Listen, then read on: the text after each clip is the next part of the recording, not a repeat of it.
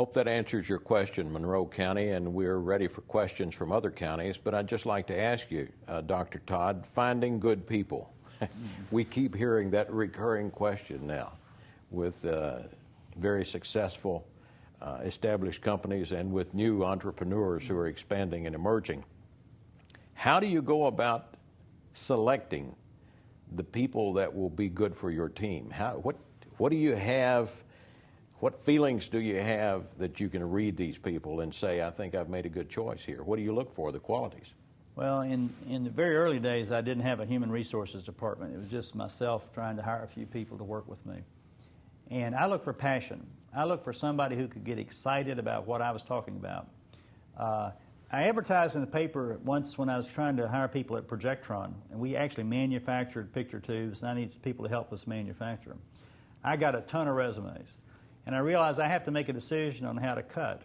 And I made the decision that if someone did not have a vocational degree, or if they hadn't gone to get an associate's degree, or weren't in the process of getting one, I didn't even want to interview them. If they hadn't taken enough interest to try to get themselves to that level, and then that was my cut, because I had to have some way to cut. I developed a relationship with our vocational school in Lexington, which worked out to be extraordinary, because they had an internship program, and internships are really good, because you can get employees to work with you for a period of time, then they go back to school, and you get a chance to look at them, they get a chance to look at you, and then you can make a hiring decision without having to make that big risk point, because you don't have to make that commitment. If you don't like them, then you just don't bring them back as an intern. I used that in both DataBeam and Projectron very successfully and got some of my best employees that way. But going back to the original question, I look for passion. I look for somebody whose eyes would light up when they thought about flight simulation, who really wanted to do whatever I had in mind. Because if they don't have passion at the interview, you can guarantee at 10 o'clock late some night when you're trying to get something done, they won't have passion then. So passion was a very big point for me. Hope that answers your question. All right, Pulaski. Pulaski County, you have a question? Yes. Bill Nichols in Somerset. In the intro, it showed how that larger companies such as Intel invested with your business. What form did that take? Was that a research grant, or did they buy stock, or what? And how did you get them to take your business seriously? That's an excellent question. Specifically, Intel and Cisco bought stock in the company. But let me take you back a couple of layers. When I started the company, I just had common stock. And I was able to raise quite a bit of money from friends and associates in Kentucky and some investors in Kentucky just buying what's called common stock, where everybody's treated the same. When you bring in the sophisticated investors like venture capitalists, and I got venture capital out of Chicago, New York, and California, or you bring in investors like Cisco and Intel, they want preferred stock. And they want to have the right that if you're going under, they get their money out first. They put all these caveats on there, so the investment document gets to be about an inch thick. And in order to negotiate those, you need a lawyer. And be sure and get one for that purpose. You touched on something that shows that you have some insight, however, in how to raise money, because if you can get your customers to give you grants or give you development grants, that's better. We developed a product along with Shure Brothers, the Shure microphone people. They were in the audio business, and I convinced them that they should get into the data conferencing business, because teleconferencing was part of my deal. And they paid us money to co-develop a product which they were going to market. I did the same thing with Compression Laboratories, which was a company prior to VTEL that really owned the video conferencing business.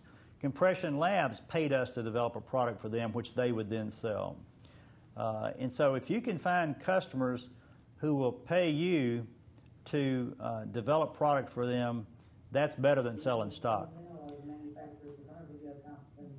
I'm hearing an echo out here now, I guess. But the other ploy I used in Projectron was with the flight simulation company. The customer who wanted to buy my picture tubes needed them very badly. I was still teaching at UK and working part-time. I flew to England, and I told them, if you will give me $250,000, I can afford myself, I can leave the university, and I can go out and focus on making this picture tube for you, and I will agree that I will not sell this picture tube that I developed to your competition for a period of 6 months after I put that tube in the market, after you put that tube in the marketplace. So you can structure deals to get your customers to pay your development fees, and that's the best thing you can do. But when you get up to where you would need a few $1 million, then you have to go to these thick investment documents. The way that Intel and Cisco got interested in investing in DataBeam was that they began to see that we were making a place in the market, and they needed our technology, and they kind of came to us to ask us if we would help them with something that they were trying to sell, if we would take that over and sell it, but they wanted to own a part of the company for us to do the deal.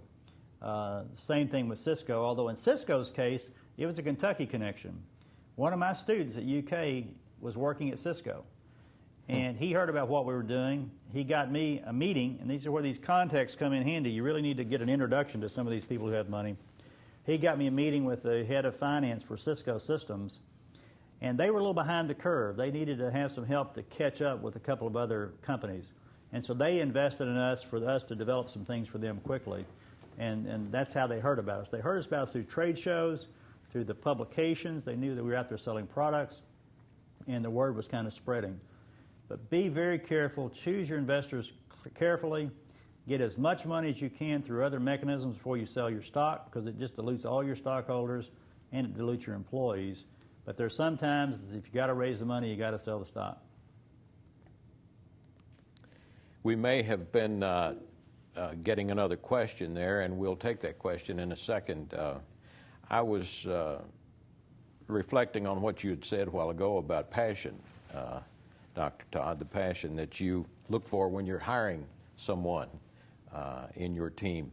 And I'm wondering about your passion when you first got started. I'm wondering about way back childhood. Have you always been blessed with this intuitive knowing that you had an idea that would fly? You know, I was talking to some students today, and I was trying to think through that process, because when I was in Arlington, you know, in our high school, there were only 38 in our class. We didn't have trigonometry. We certainly didn't have calculus. And you know, an engineer was a fellow who drove the train through the middle of town every evening. So I just didn't know what was out there. I went to Murray, liked math, physics, and began to get a feel for things. But I wanted to be a high school teacher because that's who I admired the most. When I got my engineering degree at UK, I decided I want to get a doctorate and be a university teacher. I was still always thinking about working for someone else. My breakthrough, I think, was going to Boston. And this is the kind of culture we have to have back here in Kentucky. And we really need it, I think, in eastern Kentucky, where people need to know that we can start our own jobs. We can start our own businesses. When I was up there, I saw a student, John Masuris, who as a freshman at Harvard had raised $1 million to start a steam engine company. And it went belly up. But a few years later, I saw his picture on the Wall Street Journal where Bill Gates said he's one of the smartest people he ever knew. And he had started another company that had gone public and done very well. I got to meet Henry Kloss, and some of you in the audience may know the AR100 was the first affordable stereo speaker, and that was Henry's company. He started when he was a sophomore at MIT, and it was called Acoustics Research. And then he started KLH for more stereo business. Then he started Advent, invented projection TV, brought Dolby to America, and then he started 2 other companies. One of my professors was Dr. Amar Bose, B-O-S-E, of the Bose speaker fame. And so you see these people, the student and the professional that's out there with his companies and the professor who started a company, and you begin to say, hey, I can do this. In my research lab, I was working in an area of picture tube technology, and I actually came up with 6 patents. And that's when I began to say, maybe I ought to start a company myself. I hearkened back to my paperboy days, because when I was in Arlington, the only way I could have any money to spend was I carried papers for several years. Then I worked for the newspaper company, and I worked at a drive-in theater. I always had a job, and I always liked to have money rattle in my pocket so I could be independent enough, because Mom and Dad didn't make enough, and they were great people, but we just didn't have much money. And I think that early entrepreneurship I learned at the paper route, having to deliver the papers, meet the customer with satisfaction, collect your bills, pay back the newspaper company, those things were instrumental. So I probably had an entrepreneurial nerve early on. But seeing it happen in Boston and getting the patents and understanding the money-raising process, when I came back to Kentucky, I was determined I was going to start a business. And what really made me go after it was I watched 80% of the students I was teaching, 80% of electrical engineering students at UK were leaving Kentucky to find jobs. And you talk about students leaving eastern Kentucky and going to Lexington and not coming back. These kids were leaving the state, not finding jobs. And so when I founded my two companies, 90% of my employees are Kentucky natives. And I'm very proud, and they said it on here, when I sold to IBM, 70 of our software developers, we had 70 software developers, and 56 were UK grads. And so you can make it. But so my paper route may have given me some early skills, but I didn't really believe I could do it. I didn't believe I could compete until I saw these people up in Boston were doing it, and the same blood was running through my veins, and I thought I might as well give it a shot. So I got going. Wonderful story. I believe Laurel County had a question, if I'm not mistaken. Laurel County, if you were waiting with a question, we can take that right now. Okay. Yes, Dr. John Calatri over at Kentucky Highlands. Everyone I've talked to is really excited about your presidency at the University of Kentucky, and I do have a son that graduated from UK with a business degree. But like most people that graduate from University of Kentucky, they leave the region. He's down in Texas now. Mm-hmm. And we have a real drain on our entrepreneurs as well as our students that get a great deal of knowledge at the University of Kentucky. And but tell me why we cannot retain our students that graduate here in the state of Kentucky to do business in the state of Kentucky. Well, that's been a passion of mine for a long time, talking about the brain drain. Before I took the UK job, I counted up I'd given 85 speeches across Kentucky, and most of those speeches were about changing our educational system and keeping our people here, keeping our talent here. We can't keep them because we don't offer them the jobs. And as one of the questions earlier, I think Mayor had a question about having money for the people who can start jobs. Kentucky Highlands has done a great job of keeping people. We are giving people the funding and the loans so that they could have a shot at making a company. We have to, I think, get this conversation of entrepreneurship going like wildfire across the state. We have to let telecommunications solve some of the geographical problems that you've had for years in eastern Kentucky. And with this Internet right now, we're cutting through a lot of issues. If all of you had to drive to this location tonight to sit down and listen to me talk, we probably wouldn't have nearly as large an audience. But we can reach out now. You can reach out as well. One thing we've done in Lexington, Alan Halls, who was a student of mine years ago, went out and worked for Cypress Semiconductors in California. He wanted to come back to Kentucky so much that he told me he was going to quit, and he and his wife were going to move back to Kentucky. And then he'd find a job once he got back there. They said, well, don't quit. Why don't you just see if you can get 8 or 10 of your workers to go with you?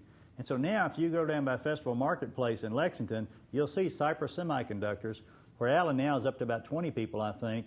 They are doing their work in Lexington and piping it back through telecommunications to Santa Clara, where the previous job was. And I think we can do that if we think about it across the state. And that's one reason when I say that we've got to create some victories outside the triangle, a lot of those are going to be at the end of a telecommunications line because it will connect you with the customers. The call centers that are coming in have some benefit, but we've got to make sure that we get higher technology in there than what we have. We've got to get the people answering tougher questions than just what color of raincoat do you want or what color appliance or something like that, because those jobs, I'm afraid, might disappear. What we can do, though, if you look out in California, there's a company called Oracle, make these big databases. They have 600 people south of the San Francisco airport, probably making $50,000 just answering questions at the end of a phone line for people who are trying to get the Oracle database software to work. We should be looking at the opportunity to have something like Somerset Community College training people on Oracle so that they could be populating some of these call centers. We've got to lift our vision and get to some higher area in the economy to try to offer quality jobs so our people can come back. There are 2 brothers living down, I think it's Fulton County or maybe Callaway County, who actually worked in California, who are living on their family farm now, still working for the company in California. One of the things that I will promise you is that I'm going to go out to the Ciscos and the Intels and the Oracles and those companies, and I'll be telling them that people in Kentucky are loyal and they're bright. they want to stay there, they want to live there. And why don't you, instead of starting up some new group that could be connected via teleconferencing or via just a high-speed line, why don't you start them in Kentucky, or let us start them there, and let's look around and start creating new kinds of jobs. That's the conversation we have to have, because we're not keeping those best and brightest because they have opportunities. You can't fault them for it. They want to make a living, and they want their children to succeed as well. We've just got to get on the ball and talk at a higher level to the companies that we can get to come here. It was interesting to me, and I haven't asked recently, but a few months ago I asked DataBeam, how many engineers have we lost since we were acquired by IBM about 3.5 years ago? And we lost 3 engineers. And that's what I mean by loyalty. If you go up to Boston or out to California, they have about a 25-30% turnover. You know, people just pop all over the place. They don't feel loyalty to the company. That's a big expense for these companies. Plus, they have to pay very high salaries out there because of the cost of living. So I want to go out and take this story with my engineering background now as president of UK to some of these companies and say, let us help you see if you can offload some of your Silicon Valley type work back into Kentucky, and then try to find places we could locate people here. The big asset we have, and if every county in Kentucky would figure out where are those people now, where do they live, and if you get an opportunity to see if they would come back, that's an interesting asset we have. Of the 56 software developers I had that were UK graduates, 10 had left the state. They had gone to work for Harris or different companies around the country. But as soon as they heard I had a job for them, they were back here, and they're still here. And so that's the key. We got to create. It's our responsibility, and the state's responsibility, and the business people's responsibility to create the jobs so that we'll give people a choice. 90% of the people who go to MIT stay in the Boston area. Why? Because they're jobs. So that's the key. We got to create our own jobs.